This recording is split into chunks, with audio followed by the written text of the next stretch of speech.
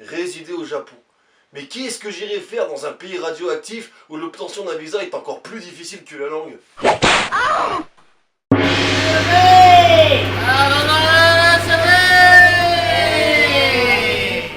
Minasan konnichiwa, c'est Sony Japan pour un nouveau podcast. Aujourd'hui, comme je vous ai promis dans mon ancienne vidéo, on va faire un petit tour sur les différents visas auxquels vous pouvez espérer si vous souhaitez venir résider au Japon sur le long terme. Alors, bien entendu, des visas au Japon, il en existe une multitude. J'ai pas passé au peigne fin absolument tous les visas existants, étant donné que sinon ça prendrait des heures et je suppose que vous avez autre chose à faire. Mais cela dit, en contrepartie, je vous mettrai dans la description des liens qui vous dirigeront directement vers des sites où les visas sont décrits d'une manière plus précise.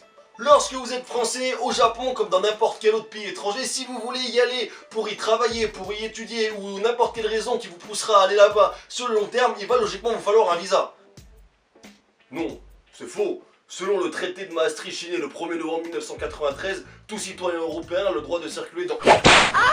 Ouais non, bien sûr, je parle pas de l'Union Européenne, je parle vraiment des pays étrangers à l'Union Européenne et notamment du Japon, donc ne me fais pas chier s'il te plaît. Parce que croyez pas que pour avoir un visa japonais, il n'y a aucun sushi, l'administration ne rit pas avec ça. Sincèrement, croyez-moi, ils sont vraiment pas à prendre avec des baguettes. Quoi?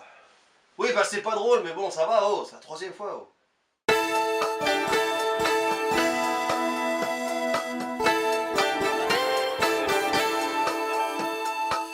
Avant toute chose, je souhaitais faire un petit point sur le visa touriste. Alors oui, je sais, c'est pas un visa qui vous donnera ni le droit de travailler, ni le droit de vivre au Japon sur une longue durée, mais je pense qu'on peut dire un petit mot dessus quand même. Parce que pour le visa touriste, si vous souhaitez donc venir visiter le pays, il vous faudra pas grand chose finalement, il vous faudra juste avoir un billet aller-retour France-Japon, prouver que vous n'avez jamais fait d'actes criminels ou terroristes, et puis à partir de ce moment-là, vous n'aurez plus qu'à venir mettre les pieds sur le territoire japonais, et vous allez pouvoir y rester une durée maximale de 90 jours pour pouvoir visiter le pays et consommer aussi, parce que les Japs ils aiment bien ça quand on consomme.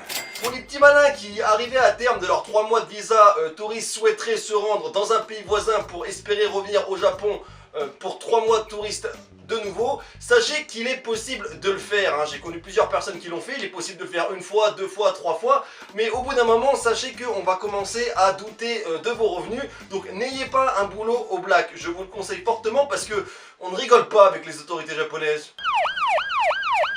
Alors bien sûr, ce visa ne vous permettra pas de travailler et de percevoir un revenu au Japon. Cela dit, je pense qu'il est important de vous faire savoir que ce visa vous autorisera éventuellement de faire un parcours scolaire dans une école japonaise d'une durée de moins de 90 jours et éventuellement de faire un stage de moins de 90 jours également et non rémunéré. Si vous voulez faire un stage rémunéré, dans ce cas-là, il vous faudra un visa stage.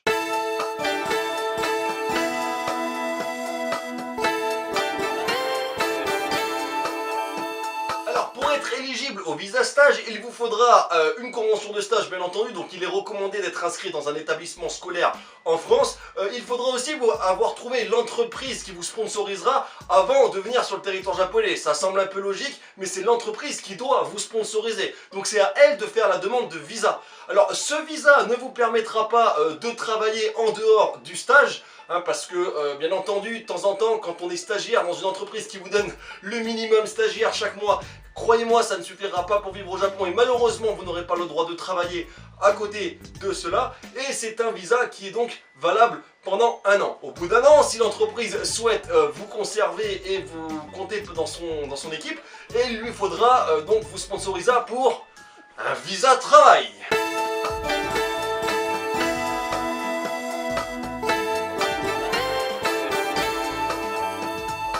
En ce qui concerne le visa de travail, tout comme le visa stage, il vous faudra trouver votre emploi avant de venir sur le territoire japonais, car une fois de plus, c'est à votre entreprise de vous sponsoriser et de faire la demande du visa de travail. Le visa de travail vous donnera bien entendu la permission de travailler, de percevoir un revenu et de payer vos impôts au Japon. En ce qui concerne les études demandées, alors en soi il n'y en a pas, cependant je conseille fortement aux gens d'avoir minimum un bac plus 3 ou alors d'être spécialisé dans quelque chose que eux savent faire et que les Japonais ne savent pas faire, par exemple la boulangerie ou la cuisine. Nique ta putain de race de merde! Non mais je dis pas que les Japonais ne savent pas faire la cuisine, je dis que pour un restaurant français, effectivement, il vaut mieux avoir un chef français, à moins qu'il y ait un Japonais qui étudie dans une école française pendant un moment. Les frais qui seront engendrés pour la création de ce visa sont normalement à être payés par votre entreprise et ce visa renouvelable est valable 1, 3 ou 5 ans. Alors ne me demandez pas comment avoir 1, 3 ou 5 ans, ça dépendra au petit bonheur de la chance de votre personne et de l'humeur de la personne qui vous recevra au consulat. Alors si la personne a bien baisé la veille, elle vous donnera 5 ans. Si la personne ça a été moyen, blague, beaucoup, trop, bouffe. Pour les conjoints et les conjointes de ceux qui viendront travailler au Japon sous un visa travail, ne vous en faites pas. On a aussi pensé à vous, il s'agit du visa rapprochement familial.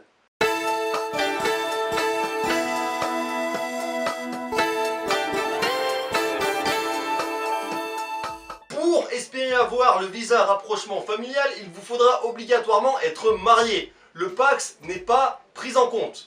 Donc généralement, le visa est demandé par l'entreprise par laquelle votre conjoint/conjointe a été débauché. Il est bien entendu valable toute la durée du visa de votre conjoint ou conjointe. Et il ne vous donne malheureusement pas le droit de travailler sur le territoire japonais. Pour ceux qui sont mariés à un japonais ou une japonaise, à vous, il vous faudra un visa descendant et époux de japonais.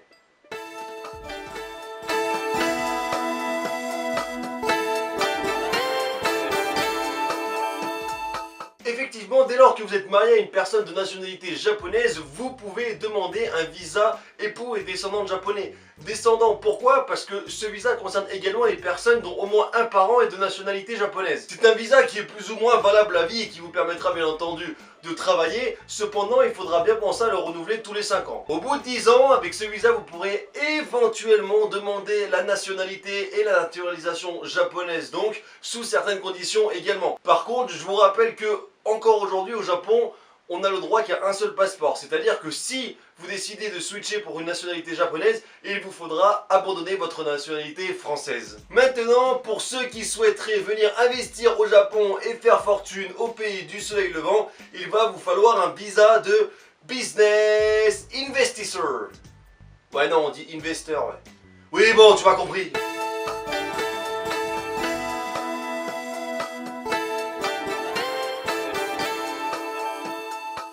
Il existe deux types de visas qui vous permettront de pouvoir investir au Japon. Le premier, il s'agit d'un visa que l'on appelle le Kojin Kigyo, qui est plus ou moins l'équivalent de auto-entrepreneur. En fait, c'est plus ou moins un dérivé de visa. C'est une autorisation d'investissement que vous pouvez recevoir suite à l'obtention d'un visa de travail, d'un visa étudiant ou tout autre visa. Sinon, à côté de ça, il existe le vrai visa Business Investor qui, lui, requiert donc un apport de minimum 5 millions de yens de l'étranger et il vous faudra aussi prouver que vous avez des bureaux, des locaux ici au Japon.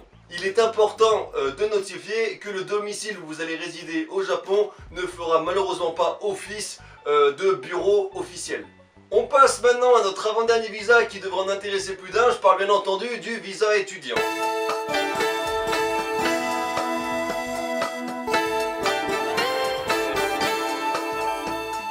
Le visa étudiant, il s'adresse aux personnes qui souhaitent étudier donc plus de 3 mois dans une école japonaise ou dans une université japonaise. Donc bien entendu, pour espérer avoir ce visa, il vous faudra être inscrit dans une université japonaise ou une école de langue. L'avantage avec ce visa aussi, c'est qu'il vous permet de travailler à mi-temps. Effectivement, vous pouvez travailler un maximum de 24 heures par semaine. Oui, parce qu'au Japon, un mi-temps, c'est pas tout à fait la même chose qu'un mi-temps en France. Bon, généralement, ce visa, il est valable 1, 3 ou 5 ans comme le visa de travail. Et il est, bien entendu, renouvelable. Enfin, pour tous les passionnés de manga, d'arts martiaux, de littérature japonaise ou même de cérémonie du thé. La cérémonie du thé, tu connais pas.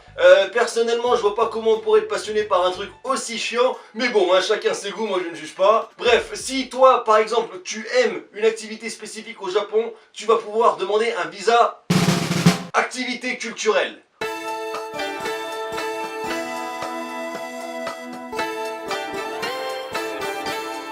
Le visa activité culturelle, il va vous permettre de venir au Japon pour une durée maximale de 1 an dans le but de faire une recherche. Donc il faudra prouver son intérêt pour l'activité en question, donc être inscrit dans un club d'arts martiaux par exemple, et puis aussi trouver une association qui vous sponsorisera ici. Je n'ai aucune idée si ce visa est simple ou pas à avoir. En tout cas, ce que je sais, c'est que malheureusement, il n'est pas renouvelable et qu'il ne vous permettra pas de travailler. Voilà, dernière petite chose avant de finir, pour tous les visas que j'ai évoqués dans cette vidéo, je vous conseille très fortement de faire une demande de COE. Le COE, c'est le Certificate of Eligibility, ça requiert quelques documents et il faut le demander entre 1 mois et demi et 3 mois à l'avance. Mais croyez-moi, il va vraiment simplifier votre demande de visa. Moi, une fois, je suis venu en stage ici sans COE, et ben je peux vous assurer que ça a été très pénible pour faire mon visa.